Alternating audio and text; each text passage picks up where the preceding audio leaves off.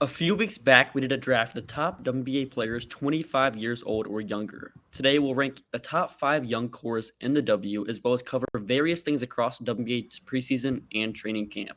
Locked Women's Basketball starts now. Ogunbowale for the win.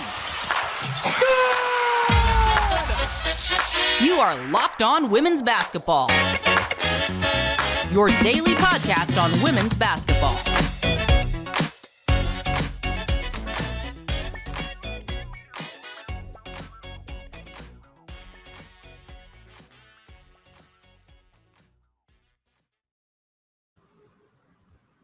You are Locked On Women's Basketball. My name is Hunter Cruse. I'm a Saturday host covering the WNBA draft and college basketball at large. Thanks for making Locked On Women's Basketball your first listen every day. And remember, Locked On Women's Basketball is free and available on all platforms, including YouTube. This episode is brought to you by FanDuel Sportsbook, the official sportsbook of Locked On. Make every moment more. Visit FanDuel.com/LockedOn today to get started.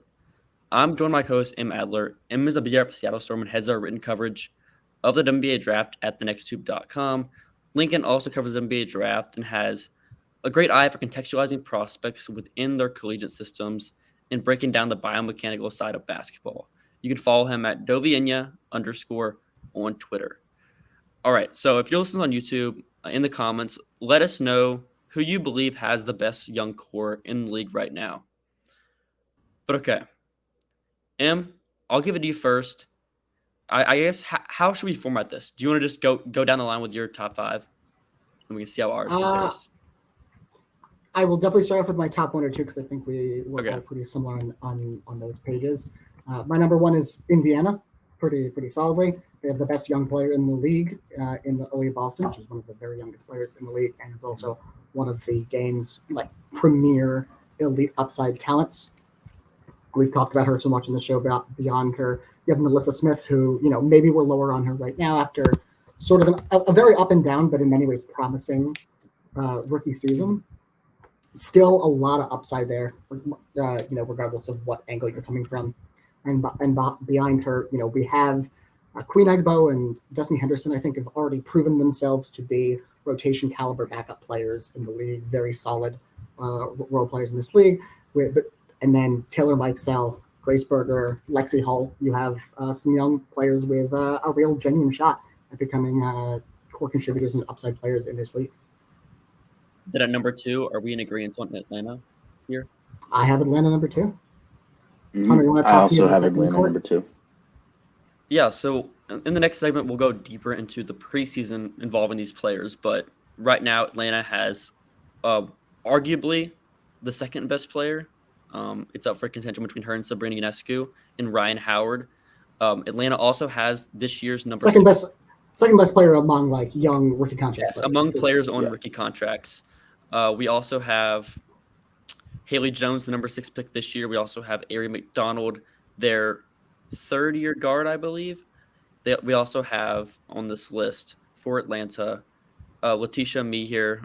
They also have Leah Brown, which is basically the core. They also have Ileana Rupert as well as their overseas project 4-5 mix that can spread the floor. Just a little bit of mix of everything that she kind of provides there.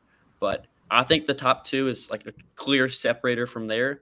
Indiana has more depth with the young players. They also have the best player. But I think Atlanta has a weird collection of players.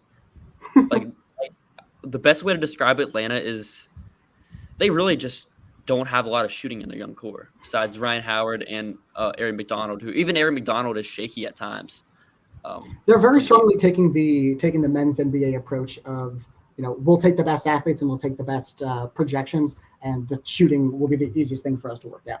We'll see if that's what happens with them. If it does happen that they can teach players to shoot pretty easily, and we're looking at a lot of dart throws that can combine for a really unmatched level of athleticism and competitive versatility. But as it currently stands, Indiana, we know there's a lot more skill there at the moment. So Lincoln, who do you have at number 3? Yeah, at number 3, I went with the Seattle Storm. I think that Ezi Magbagor is one of the best players under the age of 25. Her defensive upside is through the roof. I'm really high on Jade Melbourne, the 20-year-old Australian point guard that is going to get a lot of run for them this season. And I know that we're all pretty high on Jordan Horston, too, who brings defensive versatility. She can guard at the point of attack. She's got some weak side help skills, and she can really guard like 1 through 3.5 in the WNBA. And I think those three players bring a lot of versatility, a lot of talent, and a lot of defensive upside. Yeah, I think I probably have more concerns about Jade's maybe shooting and defense, which is why I'm a little lower on her. But I had Seattle in my top 5. I had them as my number 5. My number 3 was Seattle, or not Seattle. My number 3 was New York. Much smaller sort of core that we're talking about here than the other teams. It's basically at the moment just it's 2 rotation players, and Sprinescu and Honshu. But these are already players where one of them is probably going to be an all W caliber player this year and for a few more years to come. Honshu is a genuine 6th player of the year candidate, just an elite offensive player. And between Sikakone and Nayara Sabali, you've got 2 players who've looked good in the preseason. We'll talk about that more in the next segment. But both players who, I think at this point have a really good shot to be genuine contributors at this level. But it's just having those 2 solid, proven talents already on the roster. Obviously, Maureen Johannes is excellent, but she's, despite being on a rookie scale, on a rookie scale team control, she's too old for this debate. Hunter, who'd you have at number 3? I also have Seattle at number 3 on my list. Ooh. I think with Seattle, I value just the depth of their young core. I believe there's not a massive gap for me between. Like you could argue, I think Sabrina you'd rather have on a team, but I think both players are not going to be number 1s. Like pretty much. You're talking about Sabrina and Ezzy? I don't think either are number 1 caliber players on like a championship team. But I think with Ezzy, you pair her with Horston, who we had like a 55 future value grade. Then you also have Jade, who has really looked like one of the best young guards in the world, and she's only 20. That I value that as well. But moving it forward though, I had New York at number 4. Super small gap. Sikakone, I mean, there's a lot of stuff to like with her. She's still only 20 years old. It's unfortunate for me that she's on New York, as good as the situation that is to like practice against some of the best players in the world. From an on-court standpoint, if she does break the roster, she's probably not anywhere close to the rotation, at least on a consistent game-by-game basis. So if she doesn't make the roster, I'd be shocked if nobody signed her. Like, where are you guys at on that, like with her game? And how Sikakone is awesome to watch. She brings like tremendous rim pressure from anywhere on the court. She moves really well, and she's really strong too. And she might be a little bit undersized to play at the 4 in the WNBA, which is probably her natural position. But I think she's really strong, and she moves pretty well for a 4. And I think that she is definitely a WNBA caliber player. So who'd you guys have in roster construction? They clearly have to make a choice in that sort of 4th big spot between Nayara Sabali and Sikakone, unless they're basically going to carry no bench guards outside of Kayla Thornton and Maureen Johannes. One of them is going to hit the market. One of them's or be sort of like a dump off trade right at the end of camp, and some team's going to get pretty lucky with that pickup. But Hunter, so you had New York 4. Who do you have 5? This I think is where we went different directions. I have Dallas at number 5 here. With Dallas, they have Satu. They also have Awaquir. They have this year's lottery pick, Maddie Siegrist. And then they also have like Lou Lopez Seneschal. They have some other pieces on the back end, like Veronica Burton, who is someone I was extremely high on in last year's draft. I had her number 4 overall. I think with Satu, I mean, she's nicknamed the Unicorn for a reason. Such a unique prospect. Whenever she entered the league, even still is. The biggest concern for her is just availability, being able to consistently play in the league. But outside of that, like Maddie Siegrist, I'm still a little bit wary of like her actual value to playoff basketball. which is probably why I value New York over. Because I think Sika Kone, and if she sticks, I think there's a chance that her skill set could potentially be more valuable to winning. In addition to Han as well, I think those type players at their size, their unique skill sets, I think those are just probably where I would lean there. But where do y'all go after number 3?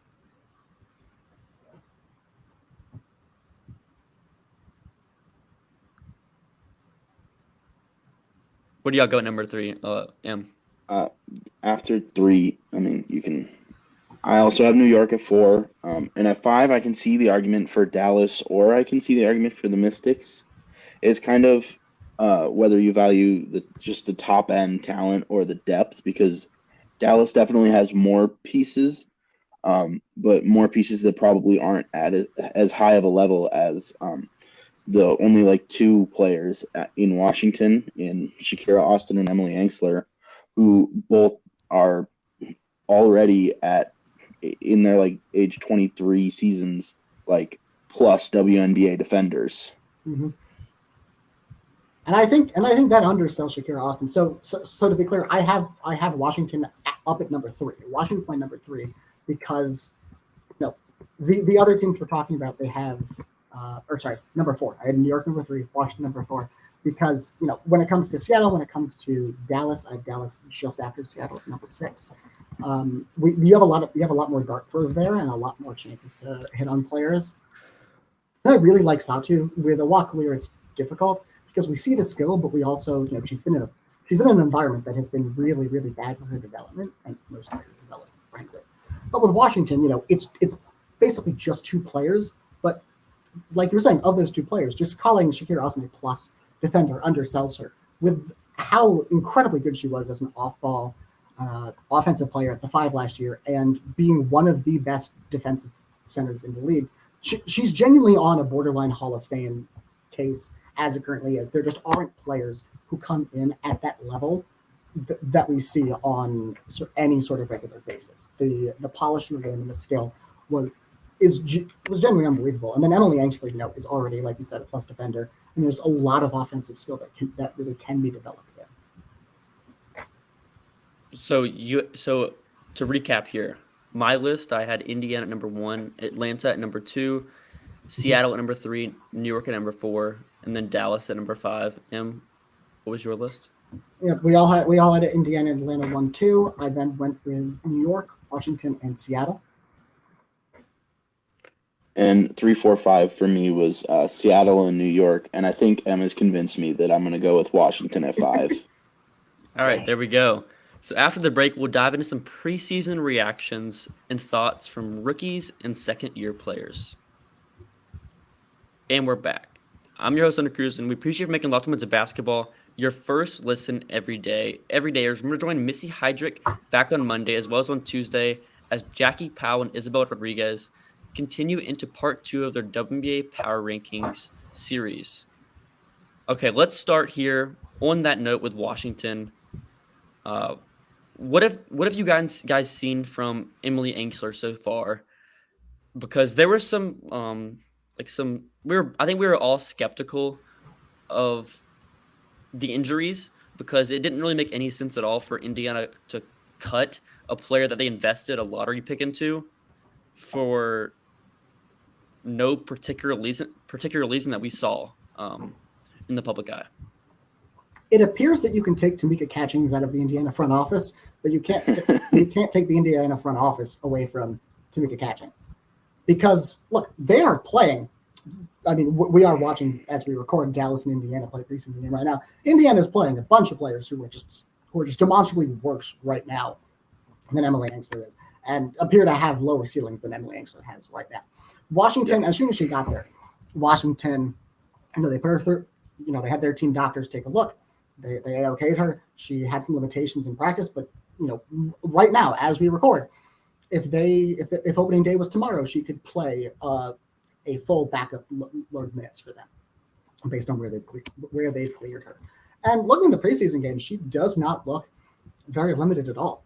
She looks much of the same player we saw last year. She looks even more comfortable floating within that offensive system, having to create less because, she's surrounded with better talent when she's playing with some of those starters. And you can see that especially, I think, on the defensive end, where, part of the reason she stood out last year was because of how many things Indiana was just screwing up on a regular basis on defense. And in this system, it's really exciting, the kind of help defense she's providing. Yeah, and offensively, I think that she's like a really important connecting piece. She's a plus passer at the 4. She has shown willingness to shoot threes. And while she may not be the best 3-point shooter in the world, she's at worst, I think, like an average 3-point shooter at the 4. And when you pair that with all of her defensive upside, you get a really intriguing player to put next to Shakira Austin long term. And beyond that, one of the biggest things, both coming out of college and then after her rookie season, because it was still there, was the problems with her finishing. She basically was not a horrible, but a pretty mediocre finisher for reasons that were really hard to understand, but they were consistently there throughout college and through last year, just biffing pretty simple looks at the rim, which was especially surprising because she was often able to hit so many complicated and impressive finishes. So far in the preseason, I generally have not seen her miss at the rim yet, and that is huge for her development. If she can just become an average or slightly above average finisher, that it plays everything up. Speaking of finishing, Elena Chineke, she struggled as a finisher in the game against Minnesota, but overall in preseason, what have you guys saw from her? Because when we're usually talking about second round picks, she really probably needed to pop in preseason to have a legitimate chance at cracking this roster. Maybe she does. I would still not gamble on that being a realistic outcome, but what have you guys seen from her? I'll give it to you, Lincoln. Yeah, Chineke, I don't think she really stood out in either of their games as a super positive player or as really a negative player. I think she was just fine in those games. She struggled at the rim. She struggled working against WNBA size and WNBA speed, and she's making a bigger jump than a lot of the rookies this year, coming from a mid-major school. Of course, they played a very difficult schedule, and they competed with even the best schools in the country last year at South Florida, but she didn't quite pop off the screen enough for me to feel comfortable saying that she's a lock to make the Mystics roster. Yeah, I think I'd go in a similar direction with that. She hasn't looked bad. There are a lot of times where she's looked like she belongs. I think more than some other rookies we've been seeing around different camps and different preseason games. And so I don't think there should be concern much about her fit at this level. Just in terms of can she play to the speed of the game? The shooting lines look mediocre at best, and a lot of that is just sort of because of the flow of the offense. The ball, there are lineups she's playing in where Shatori Walker-Kimbrough is supposed to be doing a lot of creation. The ball is in her hands a lot. There are similar times where the ball was in Jasmine Jones's hands, and I don't think either of those players have necessarily significantly outplayed her in the preseason either. I think they've all probably looked about the same. Maybe with the exception of Shatori Walker-Kimbrough looking a bit more competent on defense than either of those two. So I think it's a different concern than the stat line would indicate, just that the ball is not finding her as much, especially when we're talking about a player who is more of a sort of combo guard, runs a good two-man game, as opposed to someone who is your primary playmaker. So in that sense, it's a little concerning that the ball isn't able to find her in the off-ball game as much. And I feel like when the ball has found her, I feel like she's been rushing her shots. She's had some pretty bad misses. Yes. In these which is really normal for a rookie. It's a normal rookie thing. But when it comes to having a tight roster, because I don't believe Washington can roster a full 12 either. They cannot. So it's super tough to consider. She needs more reps, and I don't know if Washington will be able to provide that, especially if they prefer a near 40-year-old guard in Christy Tolliver in that spot. But after the break, we'll continue going into some other directions. Atlanta, there was some interesting stuff that happened in their game against Connecticut. But yeah, Atlanta's got some interesting ways of going. We also have Minnesota, and we also have the Liberty. The Liberty, we talked about the players earlier, but I know Lincoln want to touch on one more player in that game. Okay, and we're back. Let's get into Atlanta first. Haley Jones. There were some interesting flashes in this game, but nothing that was too different from what we saw in college, especially the transition creation, being able to find cutters on the back door, being able to, find kick out shooters, being able to do sort of the stuff that we've been accustomed to seeing from her. But what did you guys see in general, like from her processing, and then also the jump shot? I know she took a 3-pointer in this game. Just start off there. Yeah, I mean, going off what you said about the college game, in terms of the skills and in terms of what she's doing, it looks very much the same, obviously, as most players are. But I think in contrast to Shineke, where she was wrestling some shots, overall, the speed of the game did not appear to be overwhelming her too much. I think with Haley Jones, it very much appeared to sort of take her out of it. And there were a lot of times where, you can look at the number of turnovers. You can look at, I think she went 0 for 9 from 2. It was rough, frankly, her trying to find her space within the game and trying to get a rhythm, trying to get off shots. There were a number of times where you saw her go into actions, starting just below the elbow and where she'd take a few dribbles, post a player towards the cup and take a turnaround shot over them in college. No, she was just rushing them, take one dribble, turn around. It's just not good process for her. And I don't think that reflects on her as a player, but it's going to be an adjustment for her probably based on what I've seen.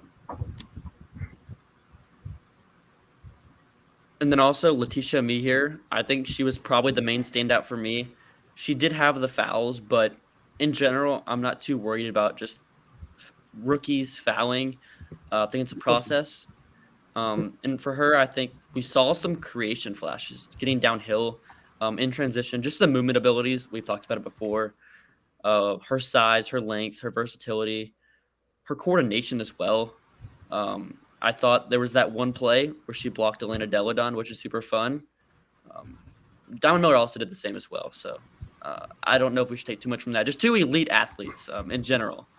But yeah, Lincoln. Yeah, I wanted to say where, Diamond Miller obviously looked.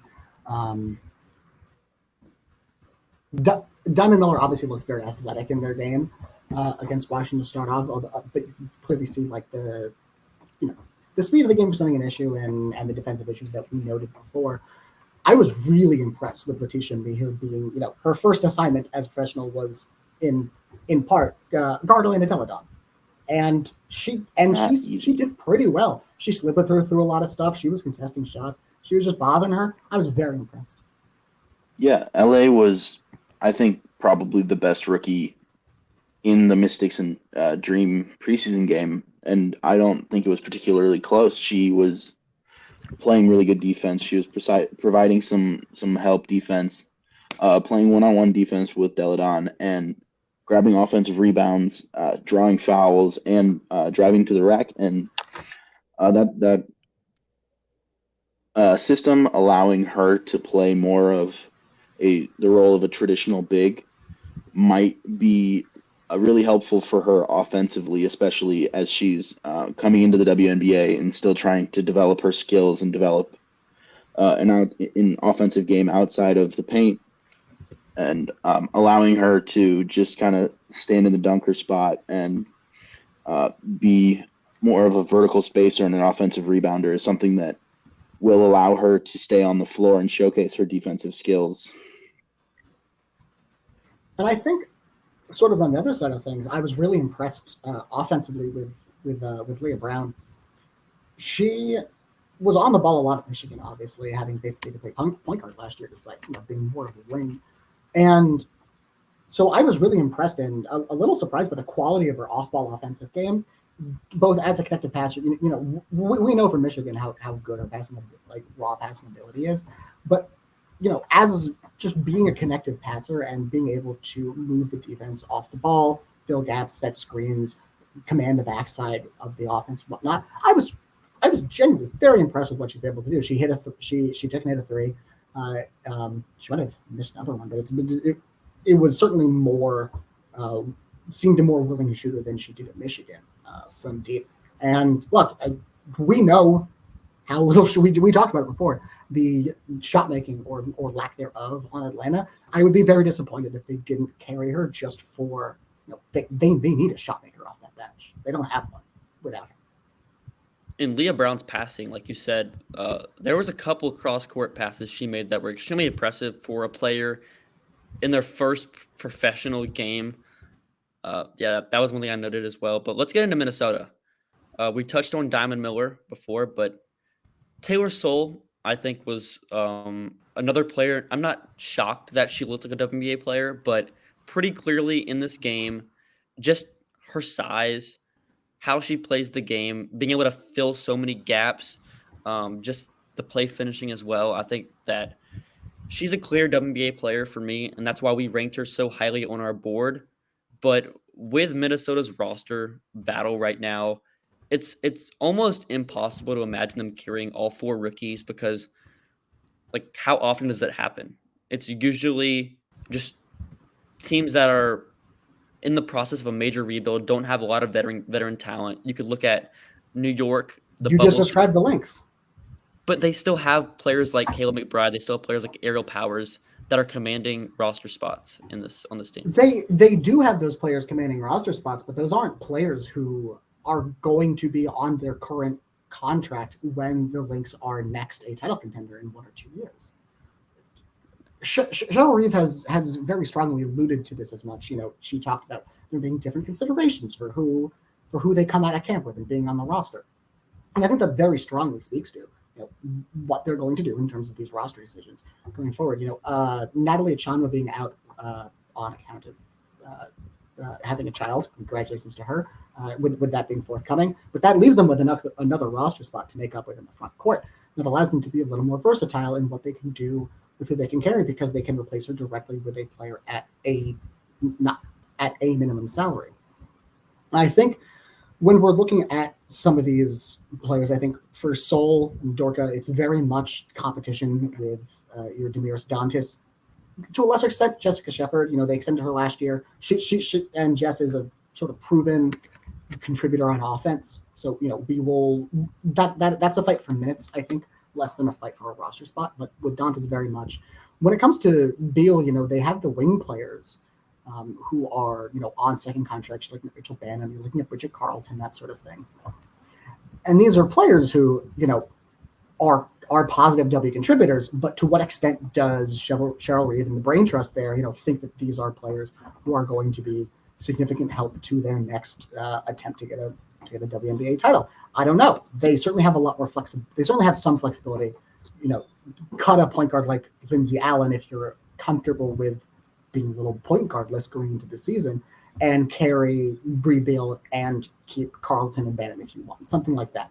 But I think there's different avenues they can go here, and I think that I would not pencil them in just to carry the best veterans they can.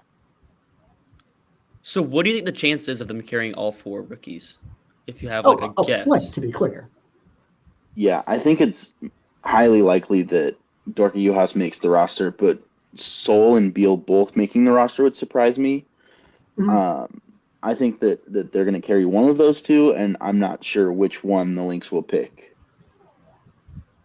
I think right now, if we're looking at players with offensive deficiencies, both being, I don't think either are great floor spacers, despite the 40% number that Beal had in college, or the free throw numbers as well. I think we're looking at 2 players. Yes, but I think we're looking at 2 players that are defense first, and I believe Taylor Soule is the better defender, pretty clearly. We had her above her on the board. I think the Lynx is. I think the Lynx have sort of been. We know that Bria Beal gets more attention from on social media mostly because of the varying fan bases between those 2 teams. But I think it's notable. I'm not sure how notable, but I think it's notable to some extent that the Lynx have been including Brie in more PR than Taylor Soule, which is interesting despite the fact that Soule's getting minutes. There's not a huge difference in the minutes they're getting. And is there any other players you guys like to cover? I know Lincoln has seen some fringy players, just the sicko players that we want to touch on. as well in this conversation. Yeah, I was really intrigued by the Liberty and the Sun preseason game the other day. The two rookies that survived the first round of cuts for the Sun were both undrafted rookies, Caitlin Bickle and Jayla Everett. Both of them provide some connective passing on the offensive end. Both can shoot a little bit. Everett from the wing and Bickle more as like a 4, a little bit undersized at the 4.